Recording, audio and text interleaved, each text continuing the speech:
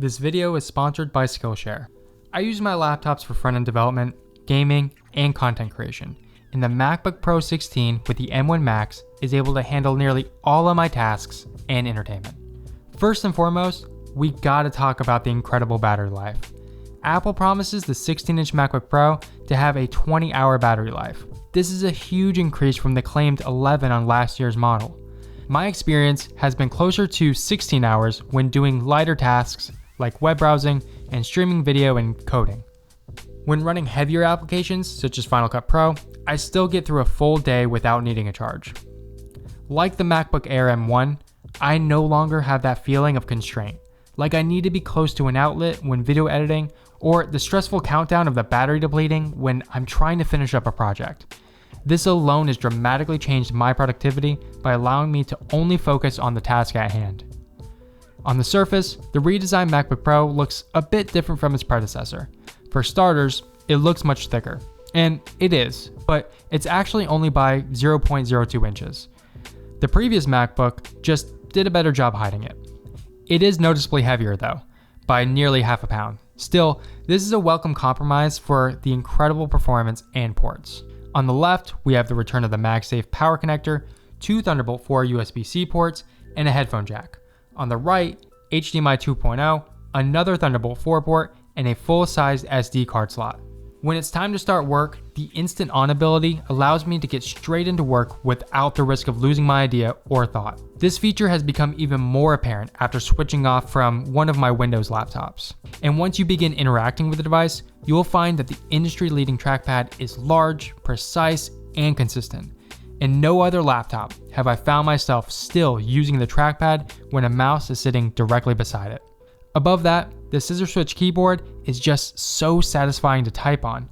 It's well spaced, clicky, and includes a full height function key row, which is incredibly useful when using my coding software. If I had to nitpick, I would say that I wish there was a bit more travel distance, but all in all, it's a fantastic keyboard. The new mini LED display is plenty sharp at 254 ppi and very bright with 1000 nits of sustained brightness and 1600 nits of peak brightness for HDR content. Luckily, it appears Apple has done a better job eliminating the blooming created from the mini LEDs, something I've found to be distracting in high contrast situations on the 2021 iPad Pro. Frustratingly though, True Tone is defaulted on, which is a feature that becomes an issue when working with color sensitive work. It's easy enough to turn off. Moving out, the bezels are very thin, thinnest they have been on a MacBook, and now have rounded corners on the top left and right. It's a smaller detail that I appreciate. It makes the device's design feel a bit more refined. Then of course, we have that controversial notch. I'll admit, when the rumors of the notch were circulating, I didn't believe it. When it was announced, I thought it was strange, but after using it for a few months, it honestly just disappears. It's not at all distracting to me. And I think that's because Apple didn't really add a notch to the screen as much as they extended the sides of the screen up to make room for the taskbar. This leaves the same 16:10 rectangular shape you expect on any other display and prevents the need of the taskbar to drop down and overlap content in full screen apps. Games also look great on the display.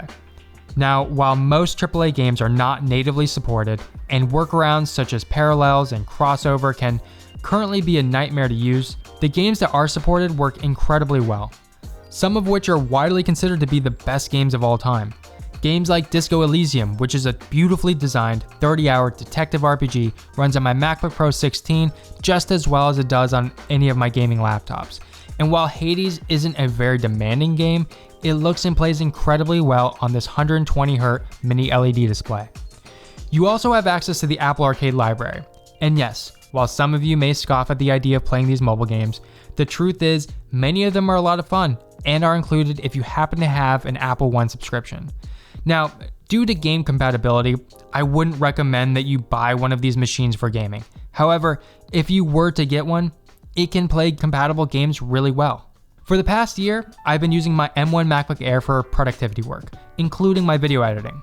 And that machine worked great for most projects, only struggling when working with multiple layers of 4K video, and that was likely due to the mistake of buying the 8 gigs of unified memory instead of 16. But this M1 Max brings it to another level. switching between projects, scrubbing through multiple layers of high-resolution video, while also running other applications such as Adobe Audition in the background has been a complete breeze. Now, I'm primarily a JavaScript developer, so using code editors like Visual Studio Code isn't very demanding. And of course, running that alongside my design applications like Photoshop and Illustrator has been no problem at all. If anything, this laptop is probably overkill for the majority of that type of work.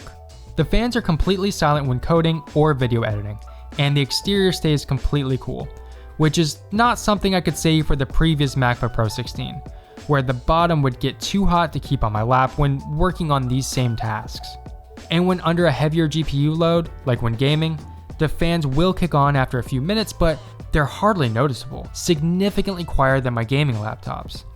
The combination of this mini LED display, fantastic keyboard and trackpad, incredibly loud and clear speakers, improved port selection, on top of the high performance and power efficiency makes this one of the most practical and well-balanced machines available today. And one of the best ways you can get the most out of a new MacBook is by using it to learn a new skill on this video's sponsor, Skillshare. Skillshare is an online learning community for creatives with thousands of inspiring classes for just about anything you could want to be better at. Right now, I'm taking Daniel Scott's User Experience Design Essentials class. In 2022, I want to further my knowledge in user experience and user interface design to become a better designer and improve my UX productivity.